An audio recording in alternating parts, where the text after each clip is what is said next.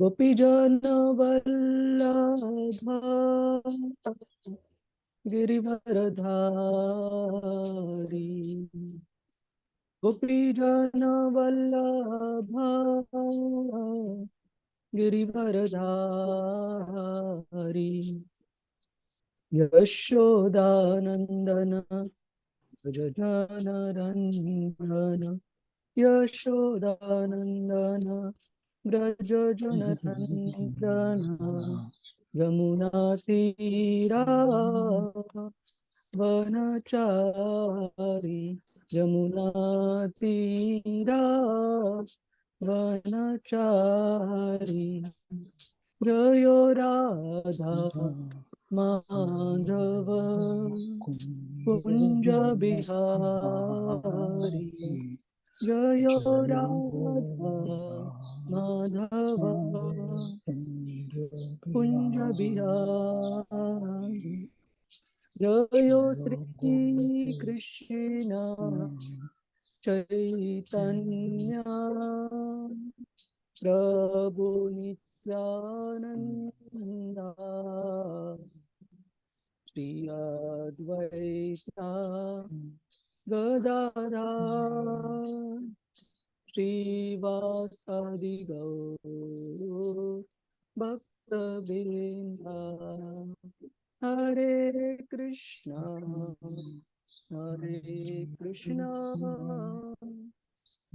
कृष्णा कृष्णा हरे हरे, हरे राम हरे राम, राम राम हरे हरे।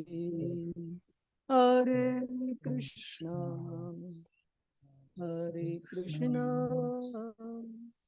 कृष्ण कृष्णा हरे हरे, हरे राम हरे राम, राम राम हरे हरे।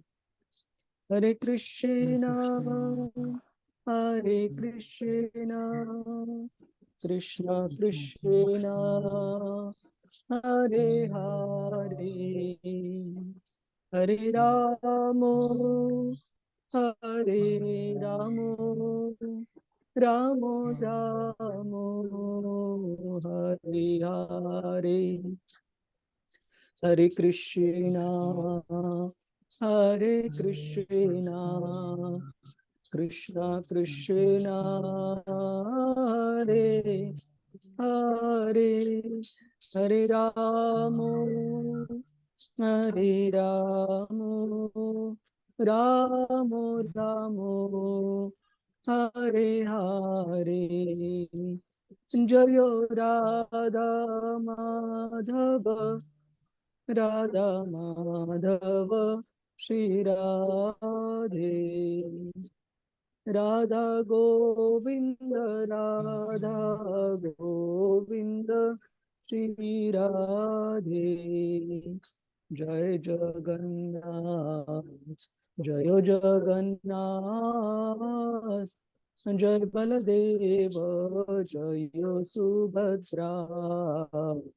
जगन्नाथ स्वामी नयन पथगामी, नयन पथगामी भव मे।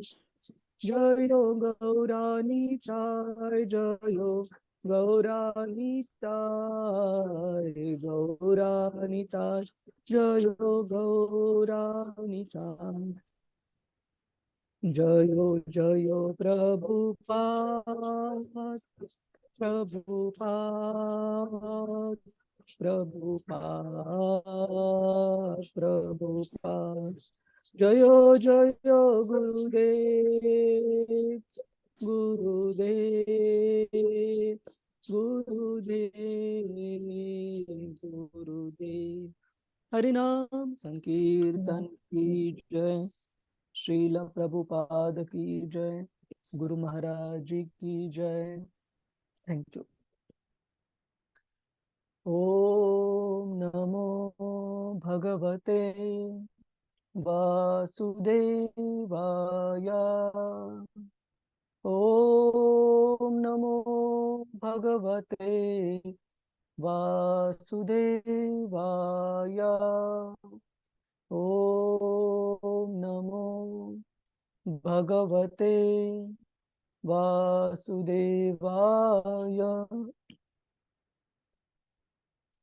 नारायणं नमस्कृत्य नरं चैव नरोत्तमं देवीं सरस्वतीं व्यासं ततो जयमुदीरयेत्। नष्टप्रायेषु अभद्रेषु नित्यं भागवत सेवया भगवतीरुत्तमश्लोके भक्तिर्भवति नैष्टिकी। कृष्णाय वासुदेवाय देवकी नन्दनाय च नन्दगोपकुमाराय गोविन्दाय नमो नमः। ॐ अज्ञानतिमिरन्धस्य ज्ञानाञ्जनशलाकया चक्षुरुन्मिलितं येन तस्मै श्रीगुरवे नमः। नमः ॐ विष्णुपदाय कृष्णपृष्ठाय भूतले श्रीमते भक्तिवेदान्त स्वामिन् इति नामिने। नमस्ते सरस्वते देवी गौरवाणी प्रचारिणे निर्विशेष शून्यवादी पाश्चात्य देशतारिणे। जय श्री कृष्ण चैतन्य प्रभु नित्यानंद श्री अद्वैत गदाधर श्रीवास आदि गौर भक्त वृंद। हरे कृष्ण कृष्ण कृष्ण हरे हरे, हरे राम राम राम हरे हरे। हरे कृष्ण। सर्व भक्तांचं स्वागत आहे आजच्या श्रीमद भागवतम चर्चेमध्ये। तर कुणाला लक्षात आहे मागच्या चर्चा सत्रामध्ये आपण कोणत्या मुद्द्यांवर चर्चा केलेली? हरे कृष्ण। कोणताही मुद्दा तुमच्या जो लक्षात आहे तो सांगू शकता, सिक्वेन्शियली असेल नसेल तरी चालेल। संजय पाटील बा घुमे प्रभुजी। यस प्रभुजी।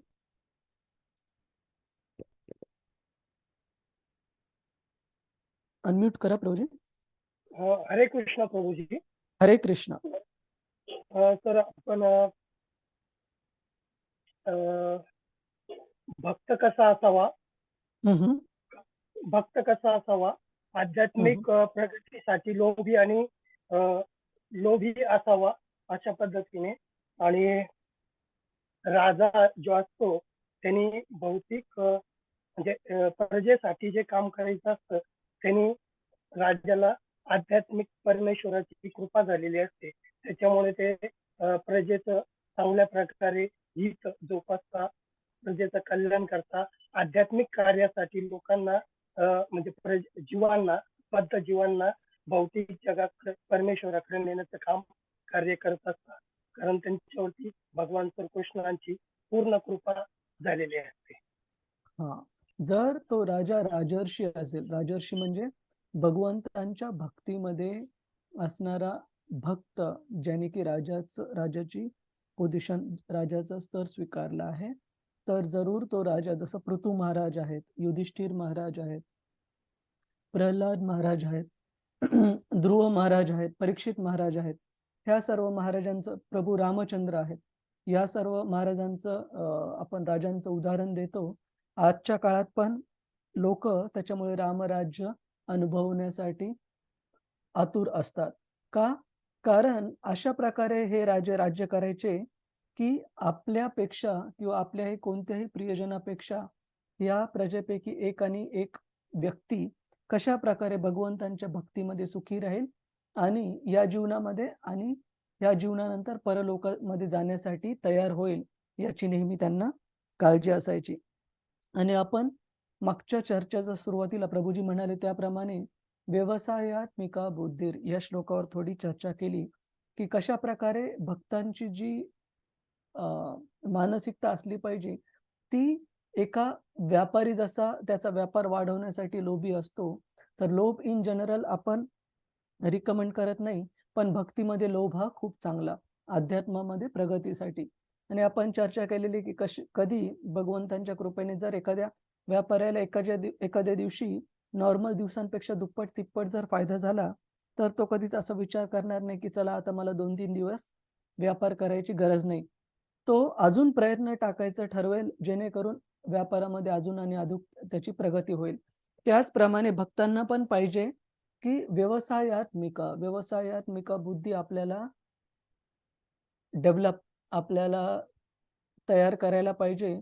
जेणेकरून भगवंतांच्या भक्तीमध्ये कधीच असा विचार नाही करायला पाहिजे, की आता मी खूप भक्ती केली, आता चला आपण आराम करू. त्या व्यापाऱ्यासारखं आपण पण लोभी असलं पाहिजे, पण आपल्या भक्ती मार्गामध्ये, की त्याला कोणती लिमिट नाहीये. आपण भगवंतांना किती, कोणत्या स्तरावर प्रसन्न करू शकतो. तर आपल्या भक्तीच्या स्तरावर आपण अजून आणि अजून चांगल्या प्रकारे प्रगती करण्याचा प्रयत्न केला पाहिजे. आणि आपण मागच्या वेळेस पाहिलं, की व्यासदेवांनी कसं ह्या कलियुगामधल्या लोकांचा होणारा आध्यात्मिक आणि भौतिक दोन्हीही ऱ्हास आणि अधोगती पाहून ह्या कलियुगाच्या सुरुवातीला सर्व जे वेद होते, जे की आतापर्यंत श्रुती श्रुती म्हणजे ऐकण्यानी आणि श्रुतीधर असे व्यक्ती होते पहिले. एकदा ऐकलं की लक्षात राहायचं. पण आता आपलं असं आहे की एकदा, दोनदा, तीनदा, खूपदा ऐकलं तरी काही-काही गोष्टी विसरण्यासारख्या होतात कलियुगातल्या बुद्धीमुळे. तर अशा कलियुगातल्या लोकांवर दया दाखवण्यासाठी श्रील व्यासदेवांनी सर्व वेद हे पुस्तक रूपामध्ये लिहिले गणेशजींच्या थ्रू, गणपतींच्या थ्रू. आणि आजच्या श्लोकांमध्ये आपण चर्चा करू की कशा प्रकारे हे वेद श्रील व्यासदेवांद्वारे या वेदांचे वेगवेगळ्या शाखांमध्ये विभाजन केले गेले आणि त्याचं काय कारण होतं विभाजनाचं. आणि हे सर्व वेदांचं विभाजन केल्यानंतर पूर्ण वेद लिहिल्यानंतर पण श्रील व्यासदेवांच्या हृदयामध्ये कोणती भावना होती त्याच्यावर आपण चर्चा करू. आणि खूप महत्वाचा अध्याय सुरू होणार आहे आपला लवकरच, मोस्टली आजच होईल, अध्याय क्रमांक 5. तर तुम्ही कृपया वाचलं नसेल तर काही काळजी करू नका, पण आजच्या चर्चेनंतर तुम्ही तो वाचायला सुरुवात करू शकता. अध्याय क्रमांक 5. तर आपण आजच्या श्लोकांमध्ये पुढे जाऊ. आपल्या सर्वांना ही टेक्स्ट दिसत आहे का? छोटी वाटत आहे? हो, छोटी वाटते. छोटी वाटते? ठीक आहे. 1 मिनिट, त्याला जरा मोठं करू आपण. करू शकतो. हरे कृष्णा. येस, करून पाहू शकतो. हा हा, आता ठीक आहे. हो हो, प्रभूची आता बरोबर. ठीक आहे. तर कृपया म्हणण्याचा प्रयत्न करा. श्लोक क्रमांक 23. त एत ऋषयो वेदम ऋषयो वेदं स्वं स्वं व्यसन्न एकधा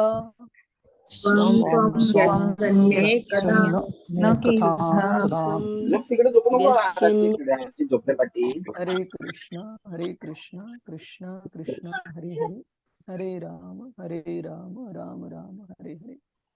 त एत ऋषयो वेदम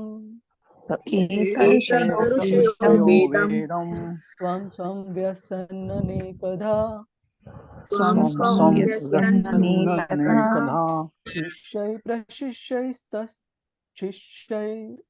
शिष्यै वेदास्ते शाखिनो भवन्.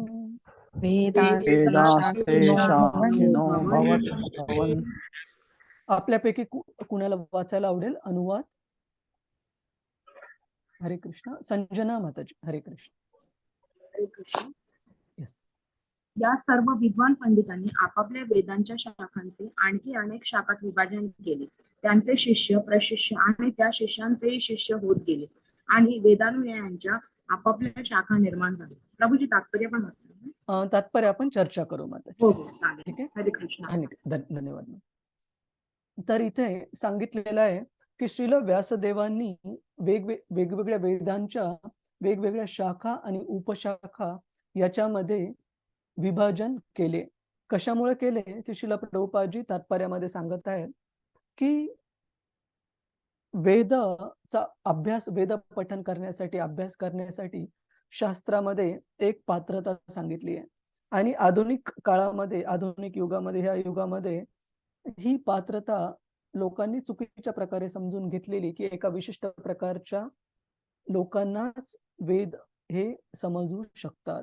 पण तो जो विशिष्ट प्रकार आहे, ग्रुप आहे, शास्त्राच्या अनुसार आहे, तो आहे जे लोक सत्व गुणामध्ये स्थापित आहेत. आणि तो जर व्यक्ती सत्व गुणामध्ये स्थापित असेल तर मग तो कोणत्याही बॅकग्राऊंडचा का असना. जसं आपण पाहतो हे श्रीमद भागवतम कोण सांगत आहेत आपल्याला? कोण सांगत आहेत? प्रभुजी, माताजी? सूत गोस्वामी. सूत गोस्वामी सांगत आहेत. आणि त्यांचं नावच आहे सूत गोस्वामी. म्हणजे ते अशा कुळांमध्ये त्यांचा जन्म झाला नव्हता जे की वर्णाश्रम धर्मामध्ये खूप उच्च कुळ आहे. पण तरी त्यांचा जन्म कोणत्याही कुळामध्ये झाला असेल तरी त्यांची पात्रता काय आहे की त्यांनी त्यांचे जे गुरु महाराज श्रील शुकदेव गोस्वामींकडून श्रीमद भागवतम समजून घेतलं होतं आणि ते जसं ऐकलं तसं सांगत होते. त्या प्रकारे इथे श्रीमद भागवतम मध्ये सांगितलेलं आहे की जो व्यक्ती सत्व गुणाच्या स्तरावर आहे त्यालाच केवळ वेदांचं पठन, अध्ययन हे प्राप्त होऊ शकतं. ती पात्रता आणणं खूप आवश्यक आहे. जर आपण बाकीच्या तमोगुणाच्या कार्यांमध्ये जर व्यस्त असू तर वेदांचं पठन पाठन करणं अवघड आहे. म्हणजे वाचू शकतो पण ते आपल्या लक्षात येणार नाही. कारण आपलं जे आपली जी बुद्धी आहे, मती आहे, ती स्थूल होऊन जाते ज्यावेळेस आपण रजगुण किंवा तमोगुणांच्या कार्यामध्ये व्यस्त राहतो.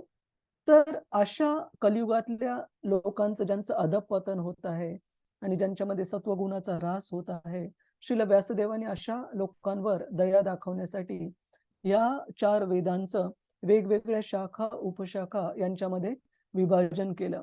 आणि श्रील व्यासदेवांचे जे वेगवेगळे शिष्य, प्रशिष्य हे वेगवेगळे ऋषी मुनी होते, त्यांनी पण या वेदांच्या शाखा उपशाखांचे पुन्हा वेगवेगळे भाग केले आणि त्यांचे त्या शाखांचे शिकवण्याचे ते इन्चार्ज किंवा प्रमुख बनले. तर आपण पुढचा श्लोक पाहू.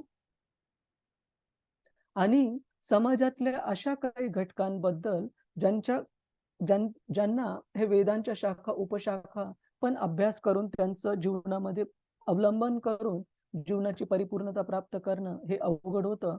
श्रील व्यासदेवांनी अजून सोयीस्कर उपाय पण शोधले त्याच्यामध्ये. तर हा श्लोक म्हणू आपण. स्त्री शूद्र. हरे कृष्णा प्रभुजी. हे उपशाखा, वेदांच्या उपशाखा म्हणजे नेमकं काय? की उपनिषद? खूप छान प्रश्न. नाही, उपनिषद तर वेगळे आहेत प्रभुजी. उपशाखा म्हणजे फॉर एक्झाम्पल काही शाखा आहेत, जसं वास्तुशास्त्र आहे, आयुर्वेद आहे किंवा ऍस्ट्रॉनॉमी. ऍस्ट्रॉनॉमीला आपण मराठीमध्ये काय म्हणतो? ऍस्ट्रॉलॉजी, खगोलशास्त्र. हा, ज्योतिषशास्त्र आहे, खगोलशास्त्र आहे. ह्या सर्व उपशाखा आहेत प्रभुजी. ओके, या, ठीक आहे. हरे कृष्ण. श्री शूद्र द्विज बंधूनां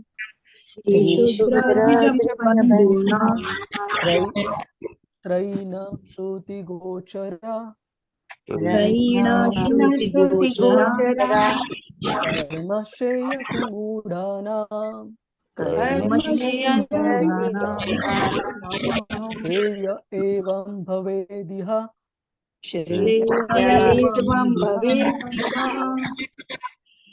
इति भारतम् आख्यानम् उपया मुनिना कृतम्.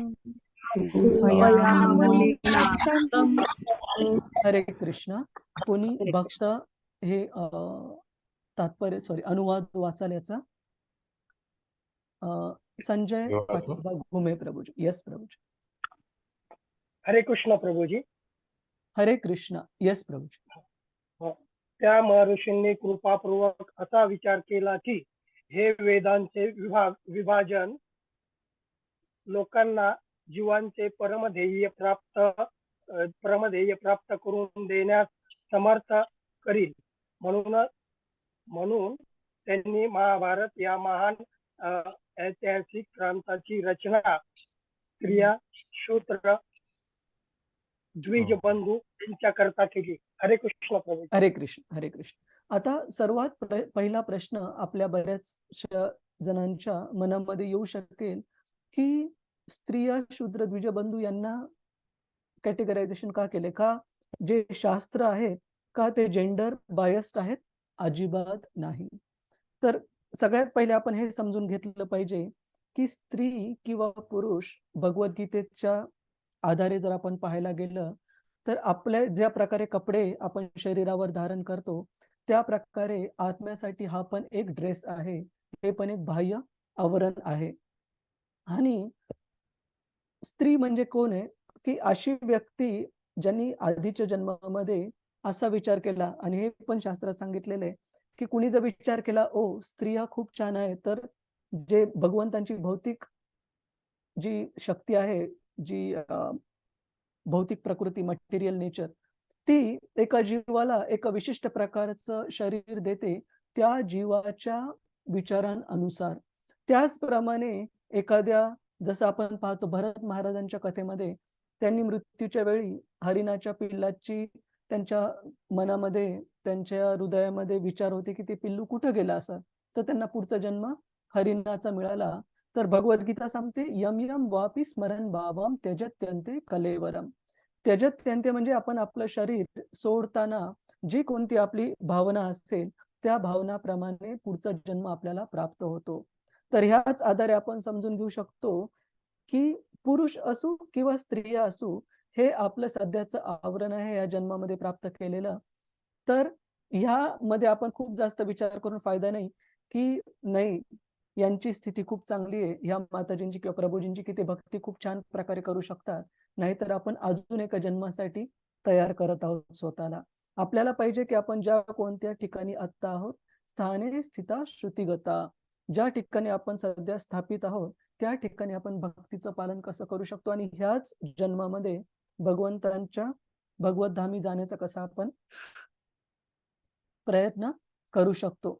तर भक्तांसाठी जर स्त्री असो किंवा पुरुष असो, जर त्यांनी भक्तीची सुरुवात केली आहे, तर भौतिक स्तरावर त्यांचं कधी कॅटेगरायझेशन किंवा त्यांना कधी समजायला नाही पाहिजे. नाही तर शास्त्र सांगतात की अशा प्रकारची जी बुद्धी आहे ती चुकीची बुद्धी आहे किंवा भ्रष्ट बुद्धी आहे. जो कोणी भक्तांना त्यांच्या बाहेरच्या ड्रेसवर ओळखतो की हा भक्त गोरा आहे, हा काळा आहे, हा ह्या पाश्चात्य देशामध्ये जन्म झालेला आहे, ह्याचा भारत भूमीमध्ये जन्म झालेला आहे किंवा याचा ह्या कुळामध्ये जन्म झाला आहे. भक्तांसाठी हे जे भौतिक उपाधी आहेत, हे भौतिक जे स्तर आहेत ते लागू होत नाहीत.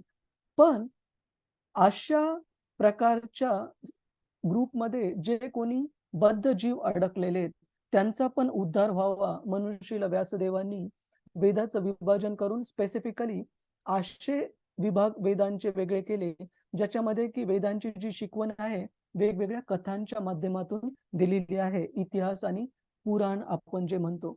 तर त्यामधूनच महाभारत या ऐतिहासिक ग्रंथाची पण श्रील व्यासदेवांनी रचना केली. हे या विशिष्ट प्रकारच्या जे बद्धजीव ह्या विशिष्ट प्रकारच्या ग्रुपमध्ये आहेत. आणि अगेन मी म्हणतो की खूप सारे महान भक्त, भगवंतांचे भक्त पण स्त्रिया आहेत आणि अशा कुळामध्ये जन्मले जे की वर्णाश्रमाच्या खूप उच्च याच्यात नाही पकडलं जात, पण तरी पण त्यांचा जो स्तर आहे हा खूप उच्च स्तरावरचा आहे. तर कोणीही चुकीचं समजून घेऊ नका. आणि द्विजबंधू म्हणजे असे व्यक्ती की जे जन्मायला तर उच्च कुळामध्ये जन्मले, पण त्यांचा जो गुण आहे ते सगळे अवगुण घेतले त्यांनी. म्हणजे त्या कुळामध्ये जन्मून जे आध्यात्मिक प्रगती करायला पाहिजे, जे गुण प्राप्त करायला पाहिजे ते त्यांनी प्राप्त करू शकले नाहीत. एखाद्या व्यक्तीचं उदाहरण देता येईल कुणाला? अशा एका व्यक्तीचं जे की उच्च कुळामध्ये जन्मला, पण त्यांनी गुण चांगले धारण करू शकला नाही आणि त्याच्यामुळे त्यांची अधोगती झाली, अधपतन झालं. कोणतं प्रभूजी उदाहरण? रावण कोण प्रभूजी? रावण रावण. हा, रावण ब्राह्मण कुळामध्ये जन्मला होता आणि तरी पण तो असुर मानला जायचा त्याच्या गुणांमुळे, आणि कार्य पण त्याचे तसेच होते. भगवंत रामचंद्रांची जी नेहमीची अर्धांगिनी आहे, इटर्नल कन्सॉर्ट श्रीमती सीता देवी, त्यांना तो भोगण्याची इच्छा करायचा. म्हणजे तो एक अनर्थ दर्शवतो, असुर दर्शवतो. रावण आहे. अजून कोणतं उदाहरण शास्त्रामध्ये उदाहरण आहे? महाभारतामध्ये कोणतं उदाहरण पाहतो? शिशुपाल. शिशुपाल. ओके. अजून कोणतं एक सांगू लागले प्रभूजी आता? अश्वत्थामा. अश्वत्थामा. करेक्ट. अश्वत्थामा हे खूप ग्राफिक आणि खूप असं लगेच कळण्यासारखं उदाहरण आहे की द्रोणाचार्यांचा पुत्र बनून जरी जन्मला अश्वत्थामा, तरी त्याला श्रीमद भागवतामध्ये द्विजबंधू म्हणून रेफर करण्यात आले, संबोधित करण्यात आलेले आहे. तर द्विजबंधू कशामुळे?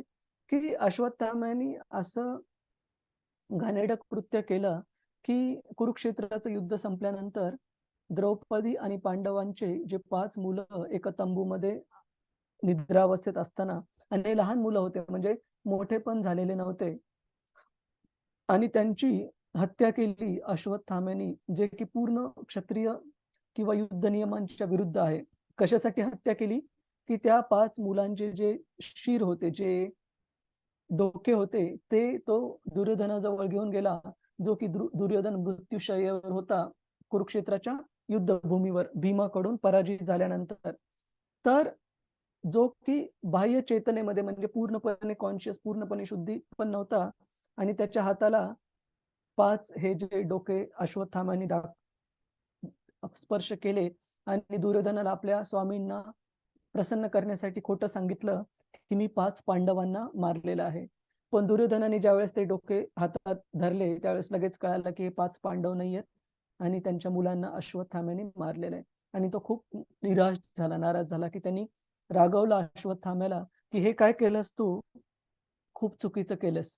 हे बिलकुल आपल्या ह्याच्या क्षत्रिय धर्माच्या, म्हणजे त्या काळामध्ये जे की आसुरिक प्रवृत्तीचे लोक होते, ते पण त्यांना पण धर्म माहिती होता.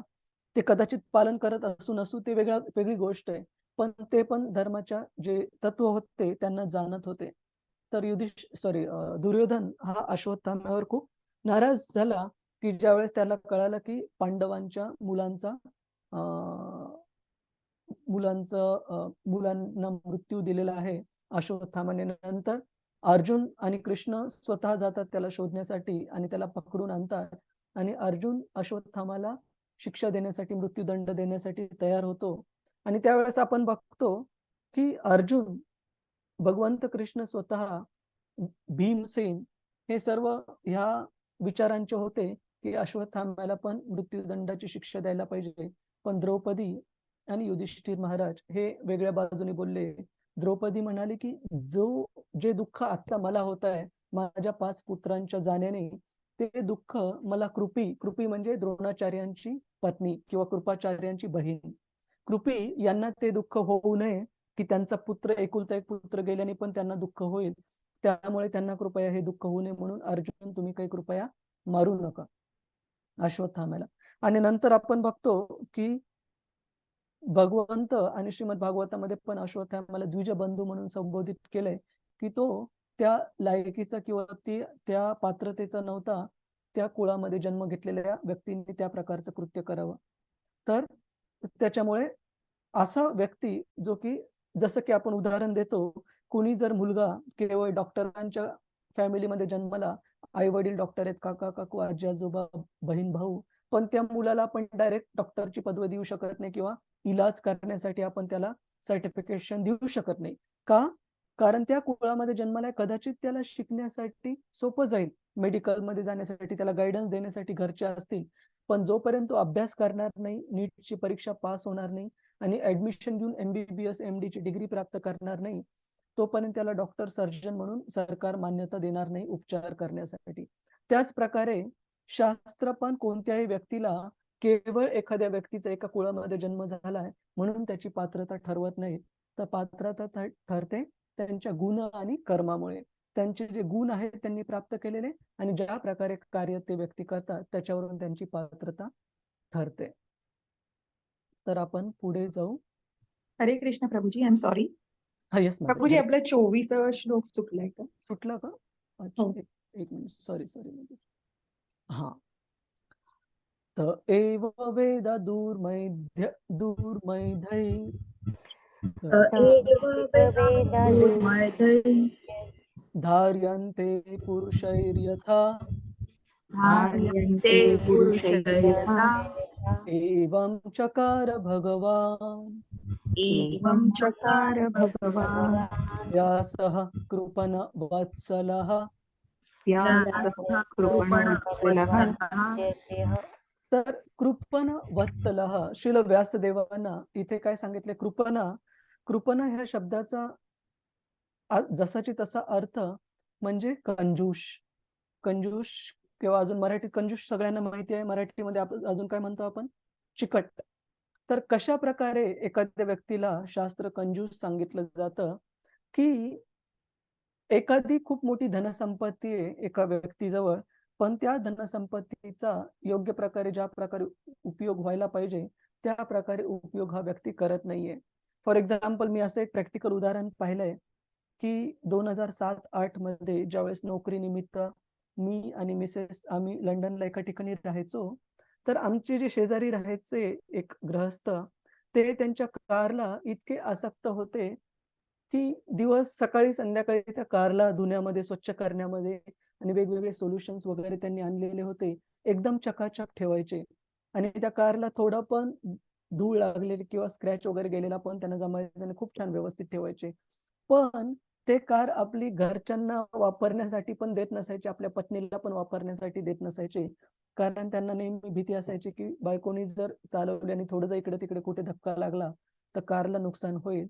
तर अरे बाबा, ती कार एक वाहन आहे आणि त्या वाहनाचा उपयोग आहे आपले जे गरजा आहेत घरच्यांच्या वगैरे, त्यांना एका ठिकाणून दुसऱ्या ठिकाणी जाण्यासाठी असो काही असो. जर त्या गोष्टीसाठी जर आपण उपयोग केला नाही तर त्या कारला खूप छान चकाचक ठेवून पण काही उपयोग नाहीये. तर त्याच प्रकारे असे व्यक्ती ज्यांना की मनुष्य जन्म प्राप्त झालाय, ज्याच्यामध्ये आपण इतके काही भक्तिमय कार्य करू शकतो, भगवत धामात जाण्यासाठी स्वतःला तयार करू शकतो, पण तरीही ह्या मनुष्य शरीराचा उपयोग आपण जर केवळ आहार, निद्रा, भय, मैथुनमच्या ह्या इंद्रिय तृप्तीसाठी केला तर आपण पण ह्या व्यक्तीसारखेच आहोत की आपल्याला खूप मोठी फॅसिलिटी भगवंतांनी दिली आहे, पण आपण कंजूषपणे त्याचा वापर करत आहोत इंद्रिय तृप्तीसाठी, भगवत भक्तीसाठी आपण त्याचा आध्यात्मिक प्रगतीसाठी वापर करत नाही आहोत.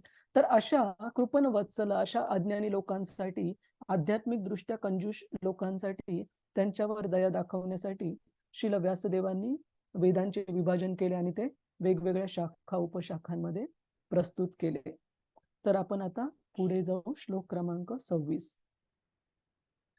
एवं प्रवृत्तस्य सदा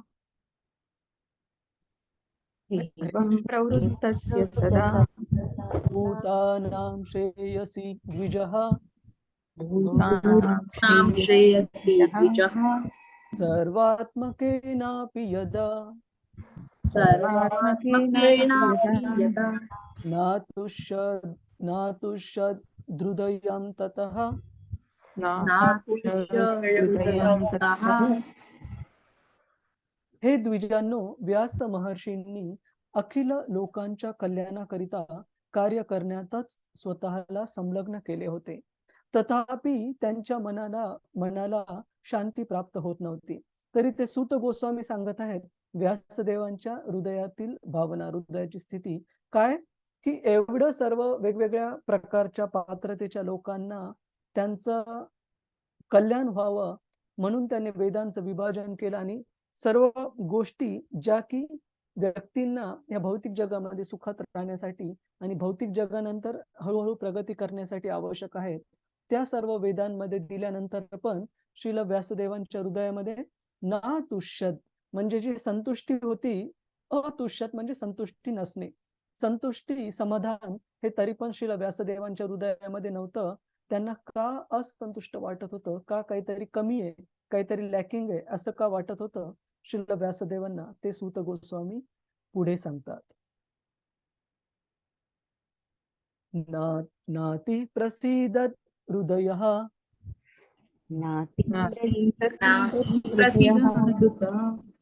सरस्वत्या तटे शुचौ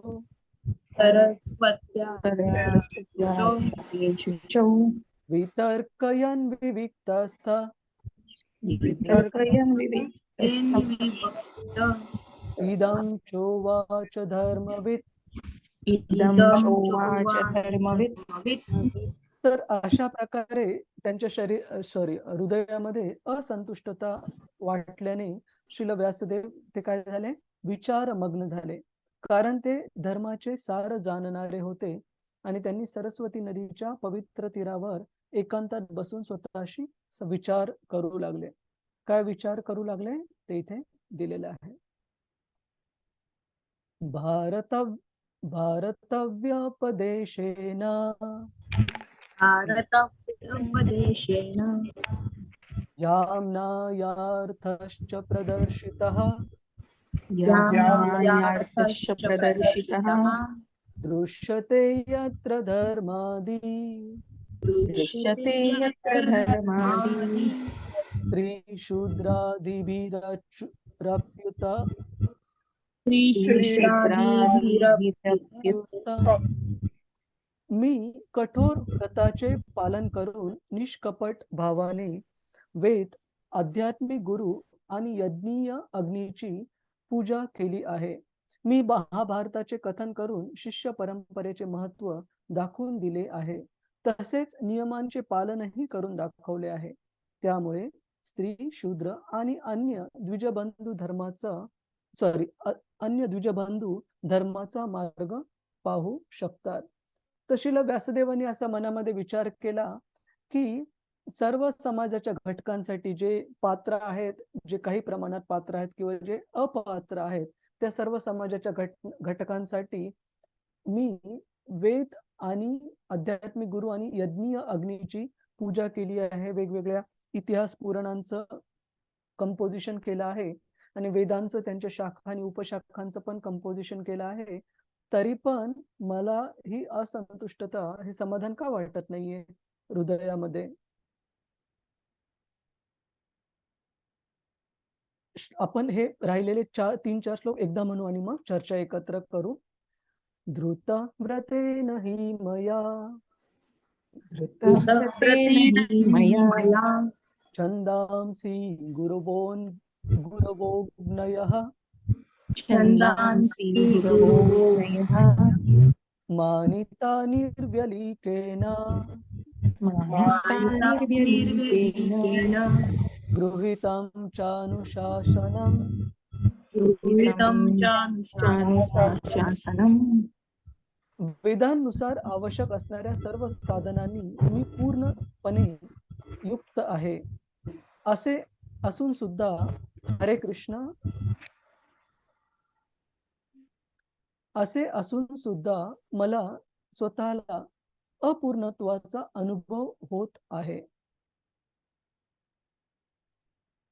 28वा श्लोक. अच्छा, हा आपण अगोदर वाचला का माताजी?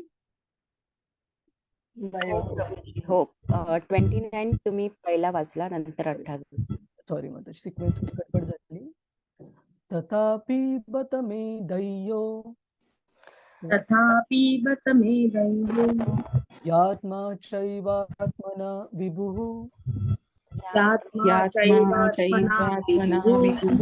असंपन्न इव भाति ब्रह्मवर्चस्य सत्तमा.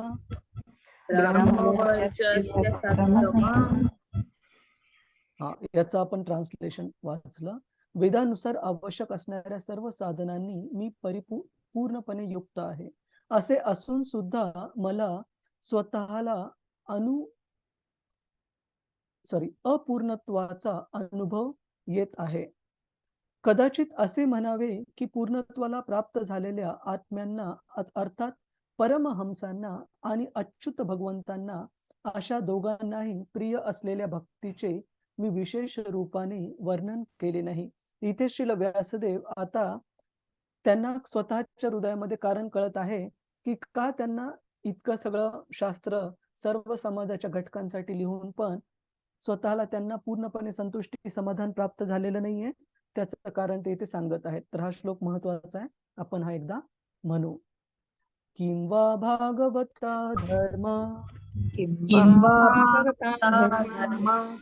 न प्रायेण निरूपितः न प्रायेण प्रायेण निरूपितः निरूपितः प्रियः परमहंसानां प्रियः परमहंसानां स एव हि अच्युत प्रियः स एव अच्युतप्रियः कदाचित असे असावे की पूर्णत्वाला प्राप्त झालेल्या आत्म्यांना अर्थात परमहंसांना आणि अच्युत भगवंतांना अशा दोघांनाही प्रिय असलेल्या भक्तीचे मी विशेष रूपाने वर्णन केले नाही. तर इथं श्रील व्यासदेव सांगत आहेत की या भौतिक जगामध्ये राहून हळूहळू प्रगती आध्यात्मिक मार्गावर कशी करावी याच्यासाठी तर मी वेगवेगळ्या वेदांचे ग्रंथ कंपोज केले आहेत, लिहिले आहेत. पण अशा प्रकारचं लिखाण मी केलेलं नाहीये जिथे की भगवंतांच्या पूर्ण शुद्ध भक्तीचंच मार्गदर्शन प्रस्तुत केलेलं आहे. आणि असे ग्रंथ हे दोन व्यक्तींना खूप प्रिय आहेत. श्रीमद भागवतमचं सांगत आहेत, प्रिय परमहंसांना. भगवंतांचे जे शुद्ध भक्त आहेत परमहंस. परमहंस का म्हटलं जातं त्यांना की हंस हा असा पक्षी आहे की असं म्हटलं जातं की जो दूध आणि पाणी हे दोन्ही जर एकत्रित केलं तरी हंस त्याच्यातून केवळ दूध शोषून घेऊ शकतो आणि पाणी जसंची तसा ठेवू शकतो. त्याच प्रकारे भगवंतांच्या भक्तांना पण परमहंस म्हणजे टॉपमोस्ट हंस, टॉपमोस्ट स्वान असं म्हटलं जातं. कशामुळे? कारण ते पण कोणत्याही गोष्टींचा सार घेण्यामध्ये खूप प्रवीण असतात, खूप निपुण असतात. की जसं भौतिक जगत हे याच्यामध्ये मंद सुमंद मतयो मंद भाग्य उपद्रतः सर्व अधपतनाचेच गुण आहेत त्याच्यामध्ये. पण तरी पण जे परमहंस भक्त आहेत ते एक चांगला गुण घेतात त्याच्यामध्ये की भगवंतांच्या भक्तीने, नाम स्मरणाने खूप कमी काळामध्ये मनुष्य ती आध्यात्मिक प्रगती करू शकतो आणि परिपूर्णतेला प्राप्त करू शकतो, जी की बाकीच्या काळामध्ये खूप खूप लांब काळामध्ये पण तपस्या करून प्राप्त होत नाही. तर अशा परमहंसांना प्रिय असं हे भागवत जे आहे, भागवत ग्रंथ जो आहे ज्याच्यामध्ये भगवंतांच्या अहैतुकी अप्रतिहता भक्तीबद्दल वर्णन करायला पाहिजे अशा ग्रंथाचं मी आतापर्यंत असं लिखाण केलेलं नाहीये. आणि हा असं श्रीमद भागवतम हे केवळ परमहंस भक्तांनाच नाही तर अच्युत हे भगवंत कृष्णांचं नाव आहे. भगवंतांना पण हे खूप प्रिय आहे. त्याचं मी आतापर्यंत वर्णन केलेलं नाहीये. तर आता हे शेवटचे 2 श्लोक आणि याच्यानंतर आपण अध्याय क्रमांक 5 पण आता सुरू करू. याचं कंटिन्युएशन मध्येच आहे. तस्यैवाखिलम् आत्मानं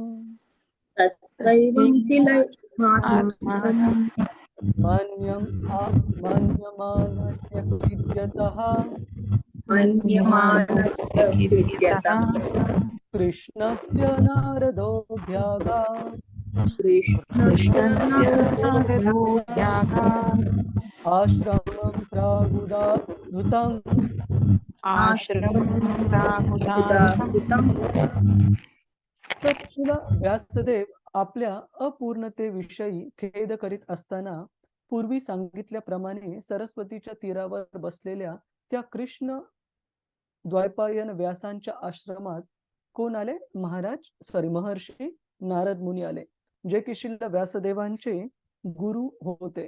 तर असं सांगितलं जातं की भगवंतांच्या कृपेने कुणाला म्हणजे कोणत्याही व्यक्तीला जो की भगवंतांच्या भक्तीमध्ये प्रगती करण्यासाठी आतुर आहे अशा व्यक्तीच्या जीवनामध्ये भगवंतांच्या कृपेने त्यांचे शुद्ध भक्त गुरुच्या रूपामध्ये प्राप्त होतात.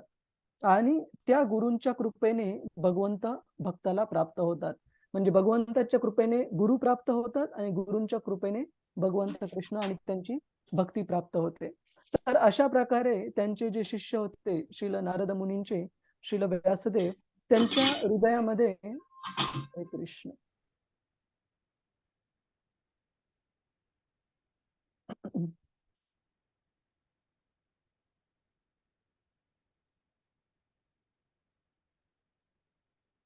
त्यांच्या हृदयामध्ये असंतुष्टता असताना त्यांना उपदेश करण्यासाठी त्यांचे गुरु महाराज श्रील नारद मुनी हे तिथे आलेले श्रील व्यासदेवांच्या आश्रमामध्ये.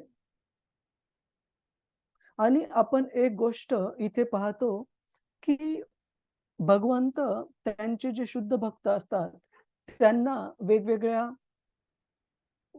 आपल्या सामान्य मनुष्यांना शिकवणाऱ्या उपदेशांचं उदाहरण म्हणून त्यांना नेहमी प्रस्तुत करतात. जसं आपण भगवद्गीतेमध्ये पाहतो की अर्जुन हे भगवंतांचे नित्यसिद्ध सहयोगी आहेत, eternal associate of the Lord. तर अशा भगवंतांच्या महान भक्तांना जे की त्यांचे नित्य सहयोगी आहेत, कधीच शक्य नाहीये मायादेवीच्या प्रभावाखाली येणं. तरी पण आपण कुरुक्षेत्राच्या युद्धभूमीवर पाहतो की अर्जुनाला कन्फ्यूज झालेले, म्हणजे त्यांना पूर्ण काय करावं आणि काय नाही हे कळत नाहीये, एवढं की ते गांडीव धनुष्य पण त्यांचं धारण करू शकत नाहीयेत. आणि भगवंत कृष्णाला अशा अवस्थेमध्ये डोळ्यांमध्ये अश्रू असताना ते समर्पित करत आहेत स्वतःला भगवंतांच्या शिष्याच्या रूपामध्ये.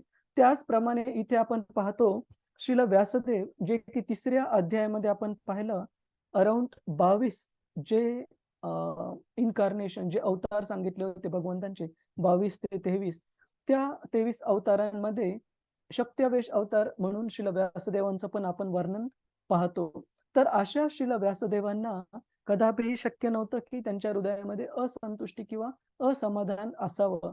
पण भगवंत आपल्याला इथे दाखवत आहेत की कसं तुम्ही भगवंतांच्या अवतारांपैकी एक जरी असाल, एवढ्या महान स्तरावर असाल, पण जर आपण भगवंतांच्या शुद्ध भक्तीचं जर आपण वर्णन केलं नाही, आत्मसात केली नाही आणि लोकांच्या कल्याणासाठी प्रस्तुत केली नाही, तर अशा श्रेष्ठ व्यक्तीच्या हृदयामध्ये पण असंतुष्टता येऊ शकते. त्याचप्रमाणे आपण बघतो इतके सगळे वेगवेगळे छान उदाहरण श्रीमद भागवतामध्ये आहेत. जसं देवाहुती कर्दम मुनींची पत्नी ज्यावेळेस त्या डिस्पॉन्डंट त्यांना कन्फ्युज्ड अवस्थेमध्ये होत्या, कर्दम मुनींनी त्यांना आपल्या मुलाच्या काळजीमध्ये म्हणजे कपिल मुनींच्या मार्गदर्शनाखाली त्यांना ठेवलं आणि कपिल मुनींकडून त्यांना शुद्ध भक्तीच्या उपदेशाचा ज्ञान प्राप्त झालं देवाहुतींना. त्याच प्रकारे आपण पाहतो की चित्रकेतू महाराज ज्यावेळेस कन्फ्युज्ड होते, त्यांच्या मुलाची आपण कथा मागे चर्चा केलेली की कशा प्रकारे हर्षशोक नावाचा त्यांचा मुलगा, त्यांना बाळ झालं पण आणि ईर्षेने त्यांच्या बाकीच्या ज्या पत्नी होत्या त्यांनी त्यांची जी पत्नी होती जिला हे बाळ झालेलं होतं, त्यांच्याबद्दलच्या ईर्षेने त्यांना इनसिक्युरिटीने त्यांनी या बाळाला विष दिलं आणि तेच बाळ गेल्यानंतर चित्रकेतू महाराज अत्यंत दुःखामध्ये होते, त्यांना काही सुधरत नव्हते. अशा वेळेला श्रील नारद मुनींनी येऊन त्यांना पण भक्ती मार्गाचा उपदेश केला. तर आपण असं बघतो की आपल्या भगवंतांच्या महान भक्तांच्या उदाहरणातून बऱ्याच वेळा ते आपल्याला कोणते कोणते धडे शिकवत आहेत. ज्या प्रकारे श्रील प्रभुपादजी उदाहरण देतात की एखाद्या आईला जर सुनेला काही शिकवायचं असेल आणि सुनबाई जर जस्ट अशातच मुलाचं लग्न झालं असेल आणि अशा रिसेंटलीच घरामध्ये आलेली असेल, तर सासू ही सुनेला कधीच डायरेक्ट शिकवत नाही. तर कधी काय कसे शिकवते, आपल्याला मुलीला एखादी गोष्ट शिकवते किंवा समजून सांगते आणि लेकी बोले सुने लागे, की मुलीला एखादी गोष्ट शिकवून समजून सांगून सुनेला ऑटोमॅटिक कळतं की सासूबाई ह्या मला ही गोष्ट दुरुस्त करण्यासाठी पण ही गोष्ट लागू पडते. तर अशा प्रकारे भगवंतांचं भक्तांबद्दलचं प्रेम असं आहे की अशा उदाहरणांना प्रस्तुत करण्यासाठी पण भगवंत भक्तांचाच इथे वापर करतात.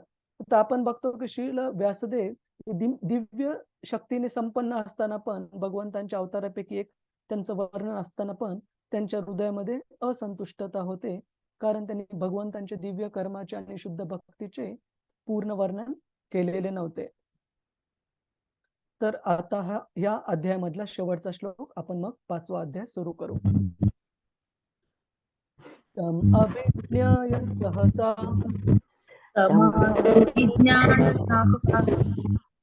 प्रत्युत्थाय गतं मुनिः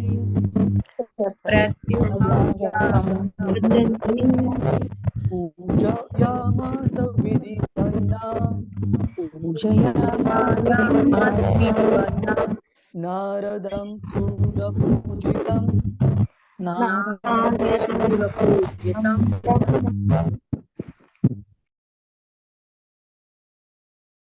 श्री नारद ऋषींचे शुभ आगमन जाणताच श्रील व्यासदेव आदराने उठून उभे राहिले आणि सृष्टीकर्त्या ब्रह्मदेवांप्रमाणे सन्मान करून त्यांनी त्यांची पूजा केली. तर आपण एक खूप विशेष गोष्ट शिकतो की श्रील व्यासदेवांची अवस्था बघा, की एवढं सगळं वेदांचं ज्ञान हे लिखित स्वरूपात स्थापन करून पण त्यांच्या हृदयामध्ये त्यांना असंतुष्टता वाटत आहे, असमाधान वाटत आहे आणि ते सरस्वतीच्या काठावर ध्यान करत बसलेले त्यांच्या आश्रमामध्ये नारद मुनींचं आगमन झालं. पण स्वतःची ही डिस्पॉन्डंट किंवा असंतुष्ट अवस्था असून पण त्यांनी आपल्या गुरु महाराजांना आदर आणि सन्मान देण्यामध्ये कुठेही त्यांनी कमी पडू दिलं नाहीये. त्याच प्रकारे आपण भगवद्गीतेमध्ये पाहतो अर्जुनाची अवस्था काय होती. अर्जुनाची अवस्था होती की त्याच्या, जसं आपण सांगितलं थोड्या वेळापूर्वी, की तो काय करावा आणि काय करू नये हे ठरवू शकत नव्हता. की जर युद्ध केलं नाही तर आपण क्षत्रिय धर्माचं पालन नाही करत आहोत, ते चुकीचं राहील, आणि युद्ध जर केलं तर आपल्या प्रियजनांच्या मृत्यूचं कारण ठरेल. त्याच्यामुळे तो हे ठरवू शकत नसताना त्याची पण अवस्था खूप रडवेली झालेली.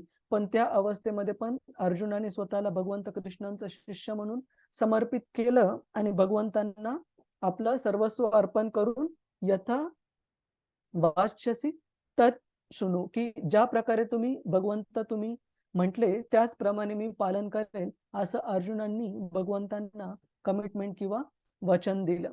तर अशा प्रकारे आपण बघतो की या भगवंतांच्या महान भक्तांमध्ये जीवनामध्ये किती पण कठीण प्रसंग का नाही चालू, पण ते भगवंतांना आणि त्यांची जी गुरु शिष्य परंपरा आहे, भगवंतांचे जे प्रतिनिधी आहेत, रिप्रेझेंटेटिव्ह, त्यांना आदर सत्कार देण्यामध्ये कधीही कचराई करत नाहीत किंवा कधीही कमी पडत नाहीत. का?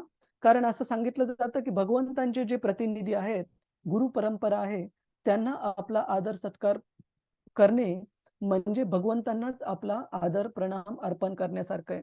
जसं आपण आजच्या पण जगामध्ये बघतो की जर एखाद्या देशाच्या प्रतिनिधीला जर दुसऱ्या देशामध्ये जी कन्सुलेट असते, जे त्यांचे अँबॅसेडर असतात, प्रतिनिधी असतात, तर त्या प्रतिनिधींना जर कोणत्या कारणाने व्यवस्थित वागणूक मिळाली नाही तर दोन्ही देशांचे संबंध लगेच खराब होतात. का? कारण तुम्ही त्या व्यक्तीसोबत तुमचं जो वागणं आहे ते अपमान करून, त्या व्यक्तीचा अपमान नाही झालेला, तो देशाचा अपमान झालेला असतो. त्याचप्रमाणे भगवंतांचे पण शुद्ध भक्त हे त्यांचे प्रतिनिधी असतात. तर आपण शुद्ध भक्तांना जर व्यवस्थित प्रकारे त्यांचा मान सन्मान जर केला नाही, आदर सत्कार, तर आपण त्यांचा अपमान करत नाही आहोत. आपण कुणाचा अपमान करत आहोत? साक्षात भगवंतांचा अपमान करत आहोत. आणि शास्त्रामध्ये याचे आपण खूप सारे उदाहरणं पाहतो. जसं की एक उदाहरण आपण पाहतो इंद्रदेव, आणि आपण ऑफकोर्स त्यांना चुकीचं नाही समजायला पाहिजे, पण आपण त्यांच्या गोष्टीमधून बोध घ्यायला पाहिजे, धडा घ्यायला पाहिजे. इंद्रदेव जे की सर्व देवतांचे राजा आहेत, असं सांगितलं जातं की एकदा त्यांच्या राजदरबारामध्ये त्यांचे गुरु महाराज बृहस्पती आलेले असताना इंद्रदेव यांनी तिथं नाच गाणं जे काही सुरू होतं, जे कोणतं एंटरटेनमेंट सुरू होती, त्याच्यामध्ये एवढे मग्न होते की त्यांनी गुरु आलेले आपल्या राजदरबारामध्ये म्हणून त्यांनी आदर सत्कारही नाही केला. त्यांना या बसा एवढं पण बेसिक त्यांचं आदरातिथ्य केलं नाही आणि बृहस्पती काही म्हणाले नाहीत, पण ते तिथून सिम्पली निघून गेले त्या राजदरबारातून. आणि ते निघून गेल्यानंतर त्यांच्या जाण्याने इंद्र आणि बाकीच्या देवतांची जी हे होती, जे सामर्थ्य होतं, जी शक्ती होती, ती पण क्षीण झाली आणि नंतर दैत्यांनी स्वर्गभूमीवर आक्रमण करून इंद्र आणि देवांना तिथून स्वर्गामधून पळवून लावलं. आणि कारण हे दैत्य कुळातले असून पण त्यांनी त्यांचे जे गुरु होते शुक्राचार्य, त्यांची व्यवस्थित प्रकारे आदर सत्कार करून त्यांना ते बल प्राप्त झालं. तर ही एक भौतिक गोष्ट नाहीये. भगवंतांच्या शुद्ध भक्तांचा आदर सत्कार करणं हे एक सदाचार आहे, वैष्णव सदाचार आहे, ज्याचं आपण नेहमी पालन करायला पाहिजे. कारण तो आदर आपण त्या व्यक्तीला केवळ देत नाहीये, तर पूर्ण गुरु परंपरेला, आणि ती गुरु परंपरा जी की भगवंतांना दर्शवते, भगवंतांची प्रतिनिधी आहे, तो आपला आदर प्रणाम भगवंतांनाही प्राप्त होतो.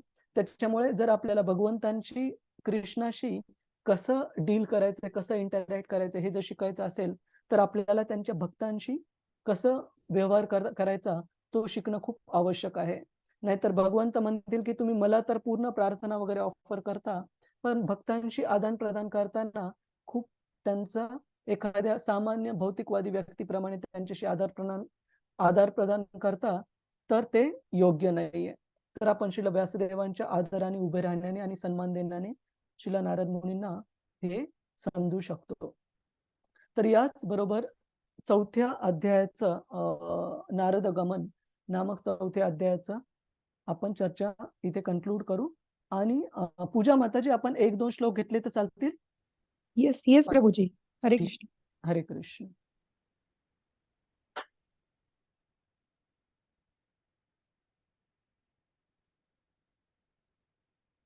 तर पुढच्या अध्यायाचं जे शीर्षक आहे अध्याय क्रमांक 5 आणि खूप खूप महत्वाचा अध्याय हा. कशामुळे? कारण श्रील व्यासदेवांचं जे मनामधली जी असंतुष्टता होती, ती असंतुष्टता केवळ त्यांच्या हृदयामध्ये नाहीये, तर त्याचा जो उपदेश आहे, त्याचं जे औषध आहे, ते आपल्या सर्वांना पण लागू आहे. म्हणूनच हा 5वा अध्याय खूप खूप महत्वाचा आहे. नारद मुनींचे श्रील व्यासदेवांना उपदेश जाणून घेण्यासाठी, जे की आपल्याला पण तेवढेच लागू पडतात. तर कृपया हा श्लोक म्हणण्याचा प्रयत्न करा. अध्याय क्रमांक 5 नारदांचा व्यासांना उपदेश.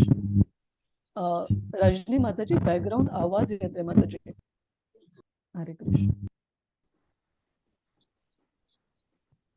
सूत उवाच सूत उवाच उवाच अथ तं सुखम् आसीन अथं तं सुखमासीन उपासीनं बृहच्छ्रवः उपासीनं बृहच्छ्रवः देवर्षि प्राह विप्रर्षिम् देवर्षिणाः विप्रर्षिं वीणापानिः स्मयन्निव वीणापाणिः स्मयन्निव.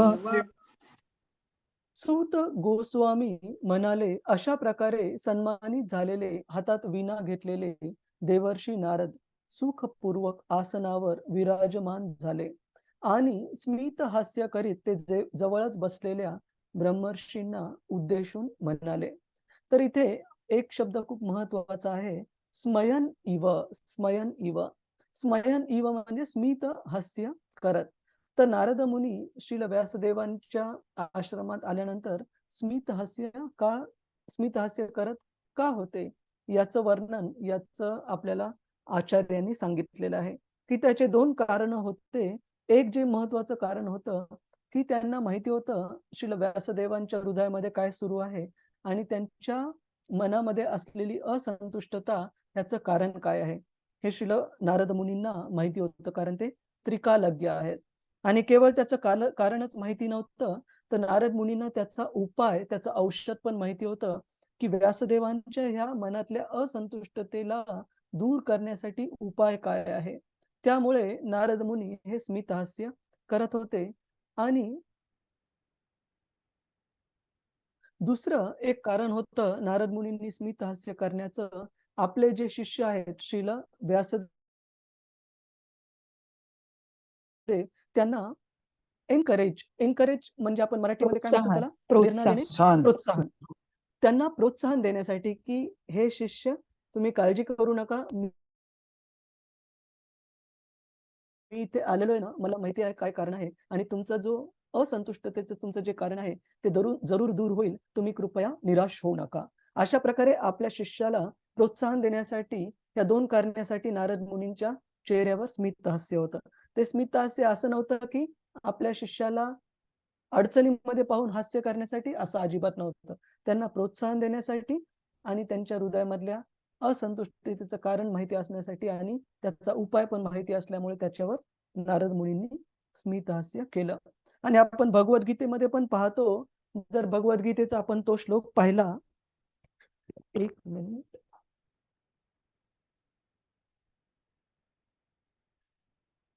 जिथे अर्जुन भगवंत कृष्णांना शरण जातात, तिथे पण आपण पाहतो की भगवंतांनी अर्जुनाकडे बघून सगळ्यात पहिल्यांदा काय केलं?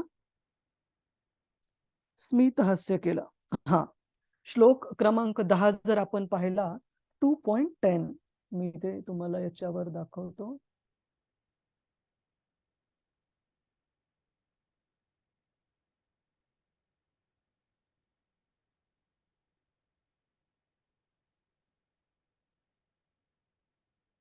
तम उवाच ऋषिकेश प्रहसन्निव भारत सेनयोर उभयोर्मध्ये विषीदन्तम इदं वचः. प्रहसन्निव, प्रहसन ह्या शब्दाचा अर्थ आहे स्माइलिंग. म्हणजे अर्जुनाला पण खूप दुःखाच्या स्थितीमध्ये आणि खूप कन्फ्युजनच्या न कळण्याच्या स्थितीमध्ये पाहून भगवंत कृष्णांनी पण त्याला स्मित हास्य करून उपदेश करण्यास सुरुवात केली. तर हे स्मित हास्य ज्या प्रकारे आपण आता पाहिलं, त्यांच्या शिष्यांना प्रोत्साहन देण्यासाठी होतं की बाबा मी आलेलो आहे, आता घाबरू नको, निश्चितच आपण तुझं जे अडचण आहे, जे कारण आहे असमंजस्याचं, ते दूर होईल. याचं आपण तात्पर्य पण इथे पाहू, महत्वाचं आहे. आपल्यापैकी कुणाला वाचायला आवडेल? हरे कृष्ण. पूजा माताजी. हरे कृष्ण. हरे कृष्ण प्रभूजी. येस. प्रभूजी पहिल्या श्लोकाचंच. हा, पहिल्या श्लोकाचंच. हरे कृष्ण. सूत गोस्वामी म्हणाले, अशा प्रकारे सन्मानित झालेले, हातात वीणा घेतलेले देवर्षी नारद सुखपूर्वक आसनावर विराजमान झाले आणि स्मितहास्य करीत ते जवळच बसलेल्या महर्षींना उद्देशून म्हणाले. हरे कृष्ण प्रभूजी. तात्पर्य पण माताजी. तात्पर्य, देवर्षी नारद स्मितहास्य करीत होते कारण ते महर्षी वेदव्यासांना आणि त्यांच्या असंतोषाच्या कारणाला पूर्ण जाणून होते. नारद पुढे क्रमशः स्पष्ट करतील त्याप्रमाणे व्यासदेवांच्या असंतोषाचे कारण म्हणजे त्यांनी प्रेममय सेवेचे विज्ञान विशेष रूपाने प्रस्तुत केले नव्हते. नारदांना ही त्रुटी माहीत होती आणि व्यासदेवांच्या त्या संभ्रांत अवस्थेमुळे त्याला पुष्टी मिळाली होती. हरे कृष्ण प्रभूजी. धन्यवाद माताजी. तर आपण हे पाहतो की नारद मुनींना पूर्णपणे हे माहिती होतं की व्यासदेवांच्या हृदयामध्ये काय सुरू आहे आणि त्याच्यामुळे त्यांना पूर्णपणे विश्वास होता की आपण त्यांचे ते असंतुष्टी दूर करू शकू. आपण ह्या श्लोकाने ते कन्क्लूड करू. दुसऱ्या. नारद उवाच. नारद उवाच. पाराशर्य महाभागा. पाराशर्य महाभाग.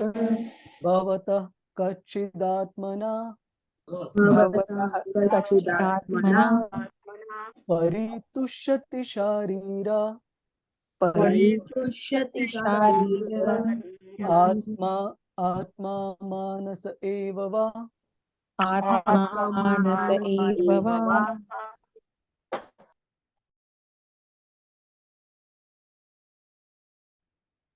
व्यासदेवांना उद्देशून नारद म्हणाले, हे पराशार्य. पराशार्याचा अर्थ आहे पराशर मुनींचे पुत्र.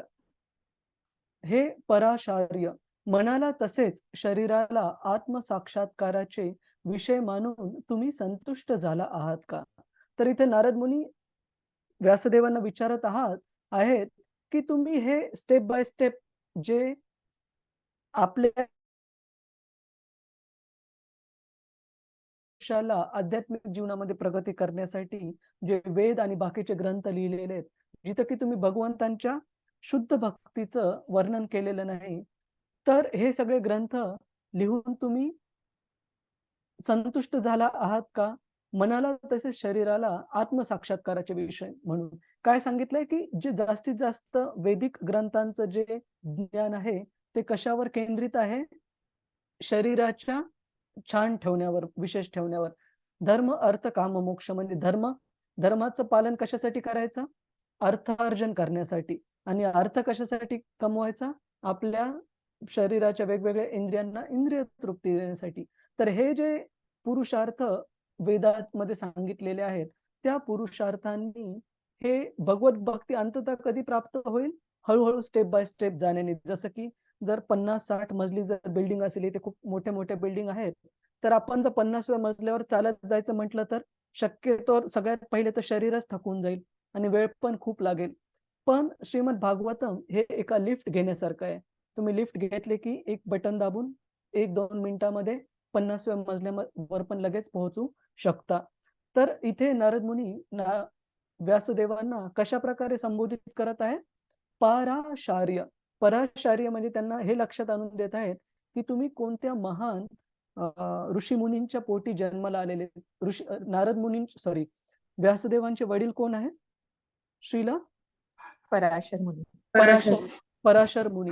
तर इथे त्यांना लक्षात आणत आहेत नारद मुनी की पराशर मुनींचे पुत्र असल्यामुळे तुमच्यावर खूप मोठी जिम्मेदारी आहे की लोकांना तुम्ही शुद्ध भक्तीच्या मार्गामध्ये मार्गदर्शन करायला पाहिजे. त्यासाठी तुम्ही लिखाण करायला पाहिजे.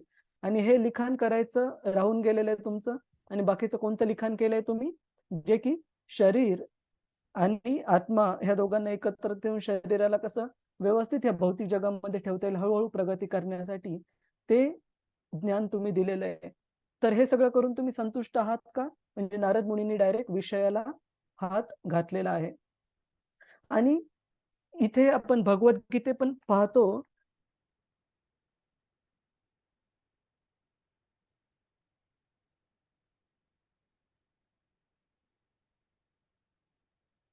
हा, ज्यावेळेस भगवंत अर्जुनाला त्यांची शिकवण देण्यासाठी सुरू करतात, त्यावेळेस अर्जुनाला वेगवेगळ्या नावांनी संबोधित करतात भगवंत.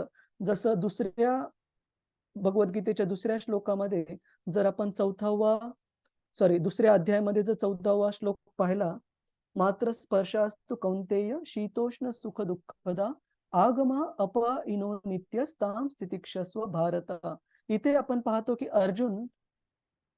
भगवंत कृष्ण अर्जुनाला भारत म्हणून संबोधित करत आहेत. म्हणजे भरत महाराजांच्या कुळामध्ये अर्जुनाचा पुढे चालून जन्म झाला. म्हणजे वडिलांकडून त्यांचं जे हे आहे, कुळ आहे, जे कुटुंब आहे, किती महान व्यक्तींकडून चालत आलेलं आहे ते दाखवत आहेत भगवंत. आणि आईकडून त्यांची परंपरा किती महान आहे ते पण दाखवायचा प्रयत्न करत आहेत की हे कुंतीचे महान पुत्र, हे भरत महाराजांच्या कुळांमध्ये आलेले महान पुत्र, तुम्ही ह्या गोष्टी समजून घ्या. त्याच प्रकारे इथे व्यासदेवांना नारद मुनी काय उद्देशून म्हणत आहेत?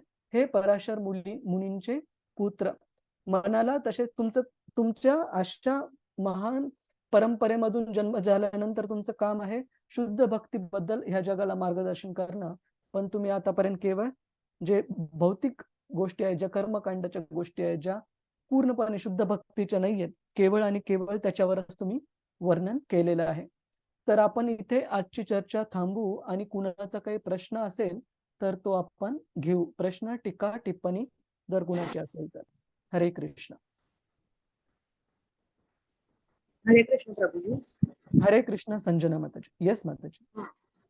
प्रभूजी, जे आपण आता शिकलो श्लोक मध्ये पहिला, की त्याच्यामध्ये लिहिलंय की जे स्त्रिया शूद्र वगैरे असतील त्यांना सुद्धा म्हणजे वेदाध्ययन करू शकतात, की असं नाही की ब्राह्मणच करू शकतात. पण आपण बघत गेलो की नंतर हे जे नियम आहे ते पूर्णपणे बदलले आणि शूद्र वेगळे, परत वैश्य वेगळे, हे सगळं असे झालं. तर मग ते कसं काय झालं? तर आपल्या शास्त्रात ऑलरेडी लिहून ठेवलं. हे पण शास्त्रामध्ये पतन सांगितलेलं आहे कलियुगाचं. स्पेसिफिकली आपण श्रीमद भागवतामध्ये पुढे जर अभ्यास केला माताजी, स्पेसिफिकली 12व्या स्कंदामध्ये, तर त्याच्यामध्ये कलियुगातल्या गोष्टींचं जे अधपतन आहे त्याचं पण वर्णन सांगितलेलं आहे.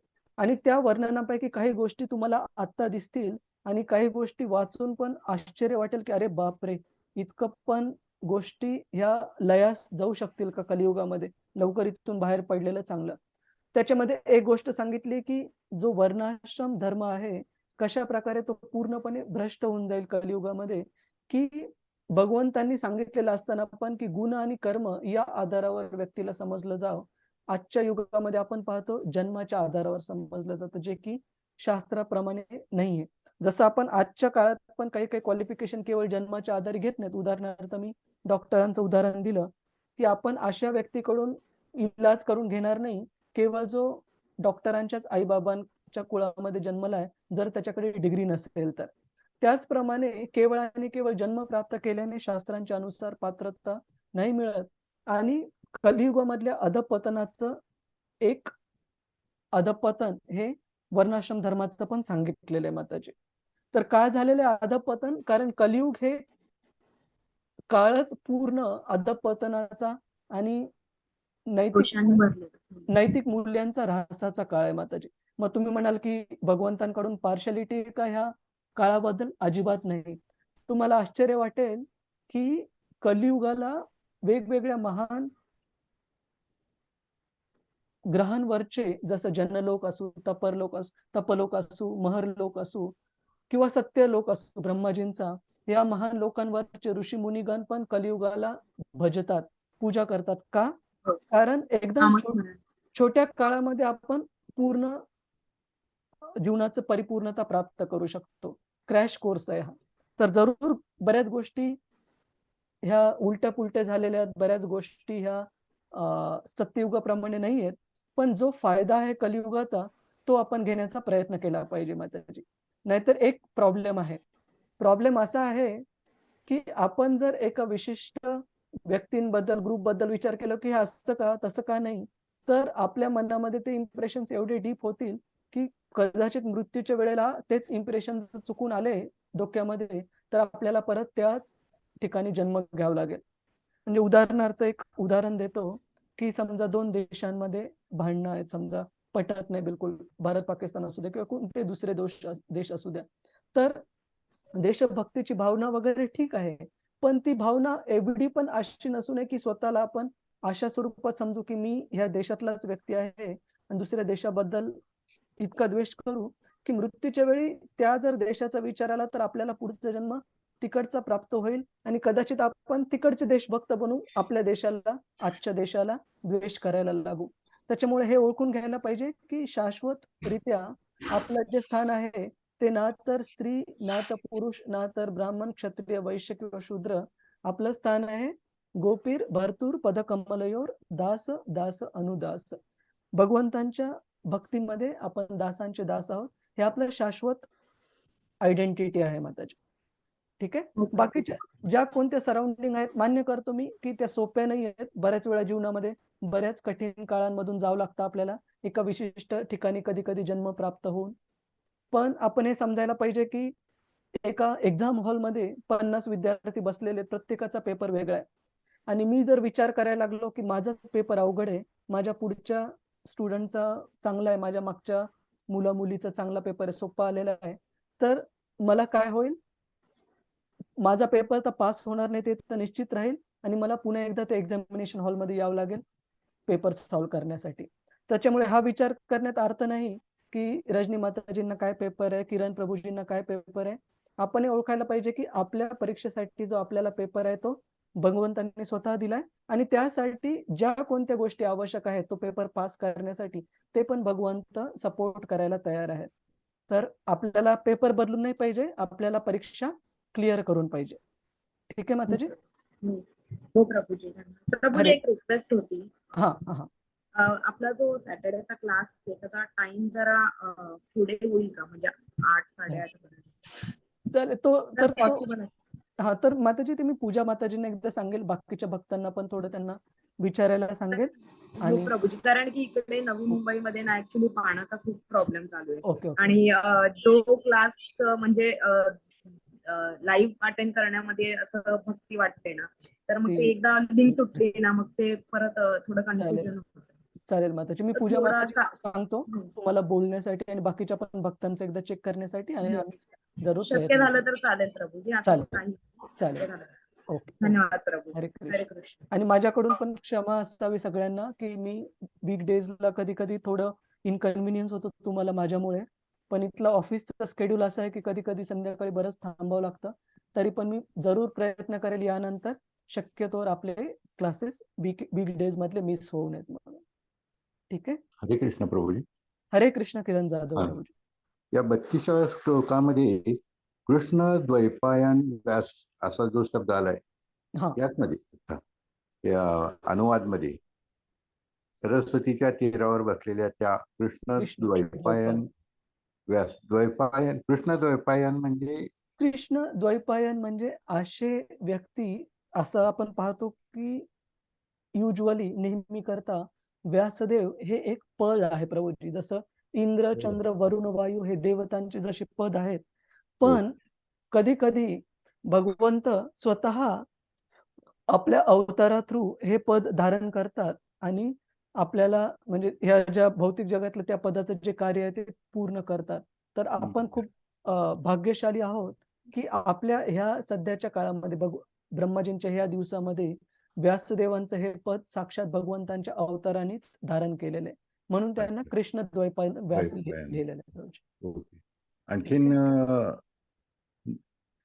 नारद मुनी आणि हे व्यास मुनी हे दोघेही सक्तावेश अवतार होते. करेक्ट. तर मग ते एक देवर्षी आणि ब्रह्मर्षी यामध्ये फरक आहे की ब्रह्मदेवाचे पुत्र म्हणून देवर्षी आणि ब्राह्मण पुत्र म्हणून ब्रह्मर्षी असं आहे. तर व्यासदेवांच्या बाबतीत तर प्रभूजी हे खरं की भगवंत कृष्णांच्या अवतार आहेत, ते सामान्य व्यक्ती नाही आहेत आणि भगवंत कृष्ण त्यांना उदाहरण म्हणून प्रस्तुत करत आहेत की इतके महान स्तरावरचे व्यक्ती असताना पण जर आपण कृष्ण भक्तीचा प्रचार प्रसार केल्याने आपल्याला असंतुष्टी वाटू शकते. तर असं नाहीये की त्यांचं स्तर कमी झालेलं आहे, पण त्यांच्या उदाहरणावरून आपल्याला दाखवत आहेत. आणि नारद मुनी हे एक स्पेशली एम्पॉवर्ड जीव सोल आहेत. म्हणजे जसं आपण विष्णू तत्व, जीव तत्व आणि शंभू तत्व हे 3 प्रकारचे विभाजन पाहतो आपण. विष्णू तत्वामध्ये भगवंत कृष्ण त्यांचे जे एक्सपान्शन आहेत, महाविष्णू, गर्भदक्षय विष्णू, शिरोदक्षय विष्णू आणि वेगवेगळे अवतार जे आहेत, अवतार म्हणजे भगवंतांचे अवतार, शक्त्यावेश नाही प्रभूजी, भगवंतांचे म्हणजे जसं नरसिंहदेव आहेत, वामनदेव, कपिल मुनी आहेत किंवा प्रभू रामचंद्र आहेत. हे भगवंतांचे वेगवेगळे अवतार, हे विष्णू तत्व आहेत. ठीक आहे. पण नारद मुनी हे जीव तत्व दर्शवतात. जीव तत्व म्हणजे जीव, जसं तुम्ही मी आपण सगळे भगवंतांचे अंश आहेत, पण ते भगवंतांचे नित्य सिद्ध, नित्य असोसिएट, नित्य सहयोगी आहेत त्यांचे. ठीक आहे प्रभूजी. तर फरक हा आहे, व्यासदेव हे भगवंत कृष्णांचाच अवतार आहे आणि नारद मुनी हे स्पेशली एम्पॉवर्ड पर्सनॅलिटी, असे जीव ज्यांना विशेष शक्ती दिलेली आहे भगवंतांनी भक्तीचा प्रचार प्रसार करण्यासाठी. हरे कृष्ण. धन्यवाद प्रभूजी. अजून कोणत्या भक्तांचा काही प्रश्न आहे? हरे कृष्ण. तर रजनी माताजी, पूजा माताजी, तुम्ही चर्चा करून बाकीच्या भक्तांशी पण एकदा कनेक्ट होऊन वेळेचं पहा आणि जो सगळ्यांसाठी कन्व्हिनियंट आहे त्या प्रकारे आपण बघूया. नक्की प्रभूजी. हरे कृष्ण. हरे कृष्ण प्रभूजी. ब्रह्म म्हणजे पण जीवतत्व, मग ब्रह्म, शंभू आणि विष्णू ना मग? हा, ब्रह्मदेव हे पण एक पद आहे आणि असं सांगितलं जातं की वर्णाश्रम धर्माच्या कर्तव्याचं पालन जो कोणी मनुष्य एका सफिशियंट काळासाठी, समजा 100 जन्म असू काही असू, परिपूर्णतेने जर वर्णाश्रम धर्माचे कर्तव्य पार पडले तर तो जीव पात्र होतो ब्रह्माजींचं वगैरे पद प्राप्त करण्यासाठी. तर ते पण एक पद आहे आणि सध्याचे ब्रह्माजी जे त्या पदावर स्थापित आहेत, आपलं भाग्य आहे की ते भगवंतांचे शुद्ध भक्त आहेत. तर ते पण जीव आहेत, पण ते तेवढ्या उच्च स्तरावरचे आहेत. ठीक आहे माताजी. येस प्रभूजी. धन्यवाद प्रभूजी. हरे कृष्ण. हरे कृष्ण. तर आपण इथे कन्क्लूड करू. वंशा कल्पतरुभ्यश्च कृपा सिंधुभ्य एव च पतितानां पावनेभ्यो वैष्णवेभ्यो नमो नमः. अनंत कोटि वैष्णव वृंद की जय. वैष्णव ठाकुर की जय. श्रील प्रभुपाद की जय. हरे कृष्ण. हरे कृष्ण. प्रभूजी. हरे कृष्ण. हरे कृष्ण. हरे कृष्ण. दंडोत. हरे कृष्ण.